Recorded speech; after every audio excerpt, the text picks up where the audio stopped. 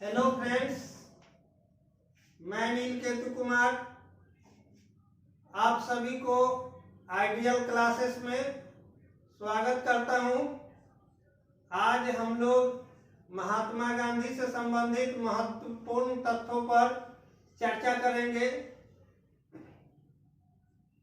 तो चलिए हम लोग महात्मा गांधी से संबंधित महत्वपूर्ण जानकारियां प्राप्त करते हैं। महात्मा गांधी का जन्म 1869 ईस्वी को गुजरात के पोरबंदर नामक गांव में हुआ था। उनके पिता का नाम करमचंद गांधी, माता पुतलीबाई और पत्नी का नाम कस्तूरबा गांधी था। कहीं कहीं करमचंद गांधी के लिए कावा शब्द का भी प्रयोग किया गया है। महात्मा गांधी के पिताजी राजकोट के दीवान थे। उनका परिवार उस समय काफी संपन्न था, अच्छे परिवार से बिलोंग करते थे गांधी जी। उन्हें किसी चीज की कमी नहीं थी। अब हम लोग गांधी जी से जुड़े हुए अन्य जानकारियां प्राप्त करेंगे। तो सबसे पहले हम लोग देखते हैं कि गांधी जी का जन्म 1869 ईस्वी में पोरबंदर नामक ग्राम में हुआ था। प्रारंभिक शिक्षा उनकी वहीं हुई थी। उच्च शिक्षा ग्रहण करने के लिए इंग्लैंड गए थे। इंग्लैंड से 1889 से 91 ईस्वी तक बैरिस्ट्री की डिग्री प्राप्त की और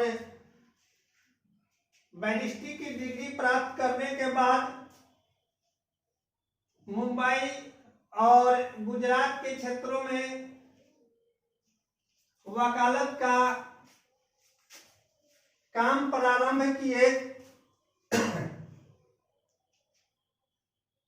शुरुआती दौर में सफलता उतनी नहीं मिली, लेकिन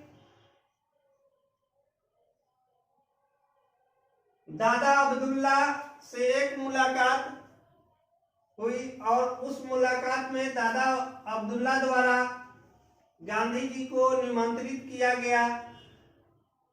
गांधी जी के बारे में दादा अब्दुल्ला से बातचीत हुई।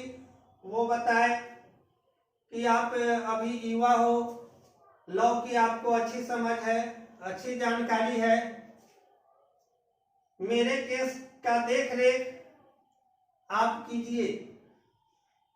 तो गांधी जी दादा अब्दुल्ला द्वारा दिए गए निमंत्रण को स्वीकार किए और काफी सोच विचार के बाद गांधी जी ने यह फैसला किया कि उनके केस को वो देख रेख करेंगे। और इसी सिलसिला में 1893 ईस्वी में गांधी जी दक्षिण अफ्रीका की यात्रा पे गए। उसी समय गांधी जी के साथ एक घटना घटती है जो हम रेल कांड के नाम से सूचित कर रहे हैं। वहां कोई ऐसी रेल कांड नहीं हुई थी जहां कोई घटना हो, लेकिन गांधी जी के साथ यह प्रॉपर घटना घटी थी। जब वो दक्षिण अफ्रीका से जा रहे थे तो डरबन से प्रिटोरिया, डरबन एक शहर है और प्रिटोरिया, इस दोनों के बीच में एक छोटा सा स्टेशन है जिसको हम लोग पीटर मेरिट वर्क्स नाम से जानते हैं। वहीं पर यह घटना घटी थी गांधी जी के साथ। और इस घटना में हुआ यह था कि गांधी जी एसी बोगी के टिकट लेकर अपने सीट पर बैठे हुए थे। उसी समय 2-4 अंग्रेज आए और इनसे बातचीत करने लगे और कहे कि अरे तुम यहाँ किस तरह से क्यों बैठे हो, तुम तो काली चमड़ी वाले हो, तुम इस जगह पर क्यों हो, यहाँ से जाओ। तो गांधी जी को अजीब सा लगा, कभी ऐसा हुआ नहीं था उनके साथ, ना इंडिया में वैसी सिचुएशन का वो सामना किए थे, ना ही इंग्लैंड में। ये बिल्कुल अजीब सा घटना घट रहा था, क्योंकि ये अच्छे परिवार से वो आ रहे थे, बिलोंग करते थे, कभी दुखों का सामना नहीं करना पड़ा था, कभी इस तरह के तिरस्कार सहने नहीं पड़े थे। वहाँ अजीब सा महसूस कर रहे थे गांधी जी, उनको कुछ समझ नहीं आ रहा था। गांधी जी कहे कि मैं इस सीट का पैसा दिया हूं, यहाँ पर मैं बैठूंगा। तो 4-5 अंग्रेज जबरन उनको उठाकर क्या करते हैं कि स्टेशन से नीचे फेंक देते हैं, ट्रेन से नीचे फेंक देते हैं। और गांधी जी उस समय ठिठुरती ठंड में उस मेरिट वर्क्स स्टेशन पर रात भर अपना समय किसी तरह से गुजारे।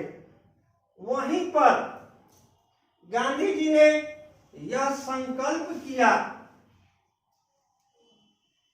कि जो भारत में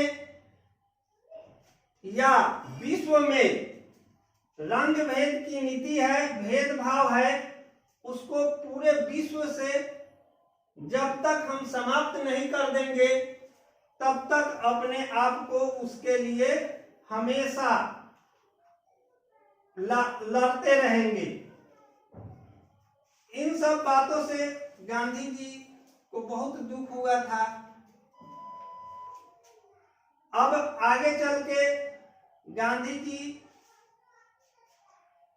दक्षिण अफ्रीका में तो गए थे केस के सिलसिले में, लेकिन वहां पर व्याप्त रंग भेद की नीति को देखकर उन्होंने तुरंत 1894 ईस्वी में रंग भेद के खिलाफ उन्होंने क्या किया कि नाटाल कांग्रेस की स्थापना किया। और नाटाल कांग्रेस का मुख्य उद्देश्य था कि जो रंग भेद, जो गोरे कालों में मतभेद किया जा रहा है, उस मतभेद को समाप्त करना। गांधी जी अपने उद्देश्य की पूर्ति हेतु लगातार प्रयत्नशील रहे, हमेशा दिन रात मेहनत करते रहे। और नाटाल कांग्रेस के माध्यम से उन्होंने क्या किया कि शुरुआती दौर में अंग्रेज को पत्र पत्रिका के माध्यम से सूचित करना चाहे, लेकिन अंग्रेजी अफसर और जो वहां के महारानी थी, उन सब पत्र पत्रिका का उन सब पर कोई प्रभाव नहीं पड़ा, कान पर वो लोग का जू तक नहीं लेंगे, क्योंकि गांधी जी उदार प्रवृत्ति के थे। क्योंकि गांधी जी के गुरु गोपाल कृष्ण गोखले उदारवादी थे, इसलिए अपने गुरु का प्रभाव गांधी जी के ऊपर था। इसलिए आगे चलकर गांधी जी ने एक अखबार 1904 में इंडियन ओपिनियन के माध्यम से अपना विरोध प्रकट किया। ब्रिटिश अधिकारियों को जगाने का कोशिश किया, संपादकीय के माध्यम से सूचनाएं दी, परंतु इसका कोई असर अंग्रेजों पर नहीं पड़ा। आगे चलकर गांधी जी ने एक 1904 ईस्वी में ही डरबन में फिनिक्स फॉर्म की स्थापना किया। फिनिक्स फॉर्म ये कॉम्पिटिटिव एग्जाम प्रतियोगी परीक्षा में काफी पूछा जाता है कि गांधी जी की सत्याग्रह स्थली, सत्याग्रह का जन्म स्थली कौन है? तो फिनिक्स फॉर्म। सत्याग्रह गांधी जी सर्वप्रथम कहां से शुरू किए? तो दक्षिण अफ्रीका। दक्षिण अफ्रीका से। इस तरह से प्रतियोगी परीक्षाओं में बहुत ज्यादा क्वेश्चन पूछा जाता है, बार बार पूछा जाता है। नाटाल कांग्रेस भी हमेशा पूछा जाता है कि नाटाल कांग्रेस का मुख्य उद्देश्य क्या था? तो रंग भेद को समाप्त करना। तो इस तरह से गांधी जी फिनिक्स फॉर्म की स्थापना किए और जिसको सत्याग्रह की जन्म स्थली माना जाता है। आगे गांधी जी अपना विरोध जारी रखे और 1906 ईस्वी में उन्होंने पंजीकरण प्रमाण पत्र के विरोध में आंदोलन प्रारंभ किया। अब गांधी जी जो उदारवादी तरीके से, उदारवादी ढंग से अंग्रेजों का विरोध कर रहे थे, अब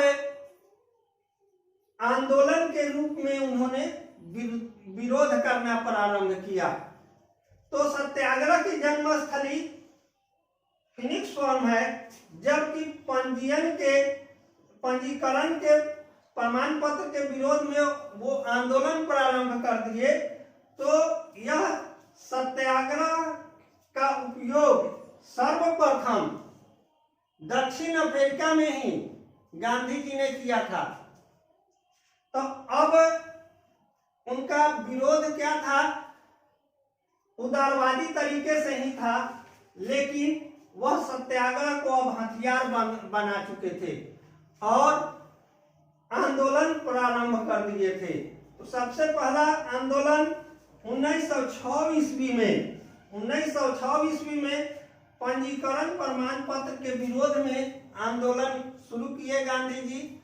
और तो अभी जानते हैं हम लोग कि पंजीकरण प्रमाण पत्र क्या है। तो दक्षिण अफ्रीका में गन्ने की कृषि व्यापक पैमाने पर होती थी और गन्ने से संबंधित अन्य उत्पाद व्यापक पैमाने पर की जाती थी। तो इस उत्पादन के लिए क्या था कि उन्हें मैन पावर की आवश्यकता थी, मजदूर की आवश्यकता थी। और अंग्रेज भारत से बहुत सारे ऐसे मजदूर को अनुबंध पर दक्षिण अफ्रीका ले गए। वहां अनुबंध पर वो काम करना प्रारंभ कर दिए, लेकिन आगे चलकर धीरे धीरे अनुबंध उनका समाप्त हो गया। अब देखिए, इसमें पंजीकरण में 3 तरह के भारतीय मजदूर वहां थे। तो एक सबसे पहला अनुबंधित, जो जिनका वर्तमान समय में अनुबंध लागू था। दूसरा जो था कि जिनका अनुबंध समाप्त हो गया था। तीसरा जो मेमन मुसलमान मजदूर थे। ये तीनों के तीनों, तो ये क्या हुआ कि उनका ये पंजीकरण जो समाप्त कर दिया गया था और कहा गया था कि अब जो भारतीय मजदूर हैं जिनका अनुबंध समाप्त हो गया है, अब उनको यहाँ एक तरह की टैक्स देना पड़ेगा और उस टैक्स का नाम था पोल टैक्स। और इतना ही नहीं, अंग्रेज आगे चल के बहुत सारे प्रताड़ित करने लगे। वहां भारतीय विवाह को अप्रमाणित कर दिया गया। भारतीय विवाह को क्या किया गया? अप्रमाणित कर दिया गया। अंग्रेज का कहना था कि विवाह वही मान्य होगा जो ईसाई धर्म के अनुकूल हुआ हो। यदि विवाह ईसाई धर्म के अलावे किसी अन्य धर्म से हुआ है तो वह अप्रमाणित है, उसकी मान्यता समाप्त है। और उनके द्वारा जो अब क्या हुआ कि बहुत बड़ा यह कुठाराघात था भारतीयों पर, क्योंकि उनकी विवाह की मान्यता ही समाप्त कर दी गई थी। लोग अपने आप को यह महसूस कर रहे थे कि हमारा अस्तित्व ही क्या है, जब हमारे द्वारा किया गया विवाह, हमसे जो उत्पन्न बच्चे हुए हैं उन सबको भी अप्रमाणित कर दिया जा रहा है। यह एक विरोध था। तो गांधी जी ने 1913 में पोल टैक्स के विरोध में जब विवाह अप्रमाणित कर दिया गया तो आंदोलन प्रारंभ किए। एक चीज और है कि 1909 ईस्वी में गांधी जी ने हिंद स्वराज नाम की पुस्तक लिखी और उस पुस्तक में यह भारतीयों के लिए संदेश लिखा कि यदि हम अंग्रेजी वस्तु का 1 साल तक बहिष्कार कर दें तो निश्चित रूप से अंग्रेज भारत से जाने के लिए बाध्य हो जाएंगे। इस तरह गांधी जी के बारे में जो हमारे द्वारा महत्वपूर्ण जानकारी दी गई, अगर आप लोगों को अच्छा लगा होगा, हमें पूरा विश्वास है कि आप लोगों को अच्छा लगा होगा, तो सब्सक्राइब, लाइक एवं शेयर निश्चित रूप से करें, ताकि जब भी नए वीडियो अपलोड करूं तो इसकी सूचना आपको मिलती रहे। और गांधी जी से संबंधित बहुत सारे तथ्य हैं जो हम लोग आगे के क्लास में फिर से पढ़ेंगे और जानकारी प्राप्त करेंगे। थैंक यू, धन्यवाद।